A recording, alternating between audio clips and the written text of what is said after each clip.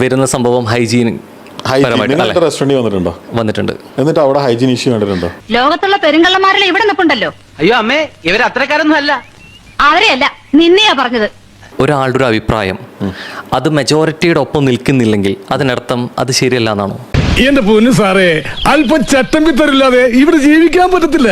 ഒരാളത് കണ്ട് ആൾക്കത് ബോധ്യമല്ലെങ്കിൽ അതിൻ്റെ ആ ആളുടെ അഭിപ്രായത്തിനോട് യോജിക്കുന്നു, അതല്ലെങ്കിൽ ഒരു മെജോറിറ്റി പറയുന്നതിനോടൊപ്പം ആളില്ല എങ്കിൽ ആളെ പാമ്പായിട്ട് തള്ളിക്കളയുമോ?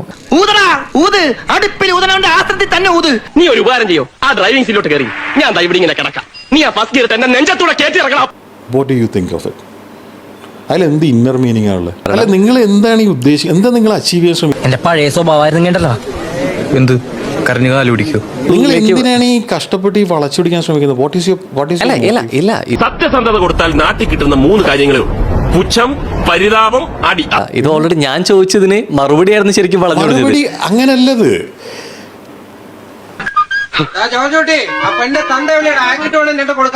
നമ്മൾ എവിടെ പരിപാടി അവതരിപ്പിച്ചാലും ഇതാണല്ലോ അവസ്ഥ. നിങ്ങൾ പ്രിപ്പയർഡ് ആണോ ഇന്റർവ്യൂവിന്? നിങ്ങൾ ഈ സംസാരിക്കുന്നത് മുഴുവൻ എവിടുന്നോ ഉള്ള എന്തൊക്കെയോ ഇൻഫർമേഷനാണ്. നിനക്കതൊക്കെ എങ്ങനെയാ സാധിക്കുന്നത്? നമ്മുടെ ഇന്റർവ്യൂ വരെ സമകാലിക വിഷയമായി ബന്ധപ്പെട്ടിട്ടാണ്.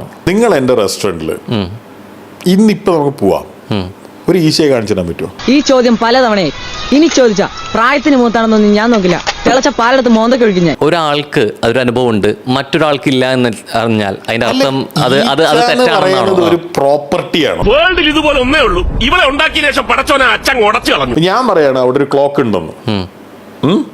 നിങ്ങൾ നോക്കുമ്പോൾ അവിടെ ഒരു ക്ലോക്ക് ഇല്ലേ? ക്ലോക്ക് ചുമരിൽ അവിടെ വെച്ചിട്ടുണ്ടെങ്കിൽ അവിടെ നിൽക്കും. ഈച്ച അങ്ങനെയല്ല. കണ്ടുപിടിക്കാൻ പുറമെ തന്നെ ആള് വേണ്ട. കാരണം ഒരു വീഡിയോയിൽ, മുൻപുള്ള ഒരു വീഡിയോയിൽ നാൾ തന്നെ പറയുന്നുണ്ട് ഇവിടെ ഈച്ച ഉണ്ട്. ഞാൻ പറഞ്ഞല്ലോ, ഒരു അബദ്ധങ്ങളുടെ ഒരു ഘോഷയാത്ര തന്നെയാണല്ലോ നിന്റെ ജീവിതം. ഞാനാണ് എന്റെ റെസ്റ്റോറന്റിൽ ഈച്ച ഉണ്ടെന്ന് ആദ്യമായിട്ട് പറയുന്നത്. ഓഹോ, എന്നിട്ടാണ് നിന്നെ ന്യായം പറയണത്? പുറത്തുള്ള ഒരാളാണോ? അല്ല, അപ്പൊ ഉണ്ടെന്നാണ് പറയുന്നത്, സമ്മതിക്കുന്നത്. എക്സാക്ട്ലി. അച്ഛൻ തിരുമേനി പറഞ്ഞതിൽ കാര്യണ്ടേ? എടാ നാറി, നിനക്ക് നാണമുണ്ടോ?